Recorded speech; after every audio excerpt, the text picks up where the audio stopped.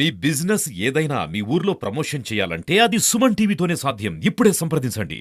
కొత్తపేట గ్రామ పంచాయతీలో పెద్ద ఎత్తున ర్యాలీ జరగడం జరిగింది. ఈ ర్యాలీలో వేలాది మందిగా పాల్గొని తెలుగుదేశం పార్టీకి మద్దతు తెలియజేశారు ప్రజలందరూ కూడా.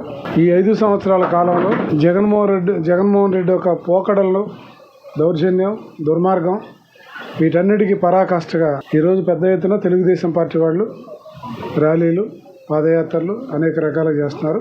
దాంట్లో సందర్భంగానే ఈరోజు మేము ఈ యొక్క పంచాయతీలో ర్యాలీ జరగడం జరిగింది.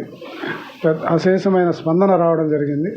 దీని అంతటికీ కారణం ఆయన ఈ 5 సంవత్సరాల్లో ఎక్కడ ఏ రకమైన అభివృద్ధిని మనం చూడలేని పరిస్థితి. ఒక్క ప్రాజెక్టు రాలేదు. అలాగే ఏ ఒక్క వ్యక్తికి, బలహీన వర్గాలు కానీ, మైనార్టీస్ కానీ, ఎస్సీలు కానీ, ఎస్టీలు కానీ ఏ ఒక్కరికి కూడా ఈ 5 సంవత్సరాల్లో ఇదిగో ఈ ఒక్క లోన్ వచ్చింది, దీని ద్వారా ఈ ప్రజలు ఈ వర్గాల వాళ్ళు బాగుపడ్డారనేటువంటి పాయింట్ ఎక్కడా లేదు. అందువల్ల నిరంతరం కూడా తెలుగుదేశం పార్టీ కోసం ఎదురు చూస్తున్నారు జనం అందరూ కూడా. రాబోయేది తెలుగుదేశం పార్టీ, చంద్రబాబు నాయకత్వం కోసం ఎదురు చూస్తున్నారు. రాజధాని రాష్ట్రానికి తిరిగి మళ్ళా చంద్రబాబు వస్తేనే రాజధాని వస్తుంది. జగన్మోహన్ రెడ్డి 3 ముక్కలాటలాడిన సంగతి మనందరూ తెలిసిన విషయమే. అలాగే మొత్తం ఆంధ్ర రాష్ట్రంలో ఉన్నటువంటి ఆంధ్రప్రదేశ్కి సంబంధించిన ఆస్తులన్నింటినీ కూడా తాకట్టు పెట్టాడు. ఇవాళ 13,000 కోట్ల రూపాయలకి అప్పు తీసుకెళ్ళిపోయాడు ఆంధ్రప్రదేశ్ని. కాబట్టి ఒక్క పోలవరం తీసుకురాలేదు.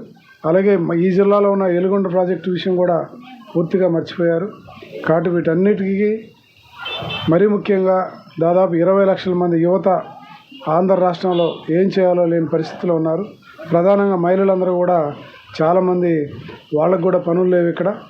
ఇవన్నిటిని దృష్టిలో పెట్టుకొని చంద్రబాబు నాయుడు గారిని గెలిపించాల్సిన అవసరం ఉంది. చంద్రబాబు నాయుడు గారు ముఖ్యమంత్రి కావాలి. మరి ప్రజలందరూ కూడా నేను ఒకటే చెప్తున్నాను, తెలుగుదేశం పార్టీకి సైకిల్ గుర్తు మీద ఓటేసేసి, ఓట్లు సైకిల్ గుర్తు మీద వేసి మమ్మల్ని ఇద్దరిని కూడా గెలిపిస్తారని చెప్పి ఆశిస్తున్నాం.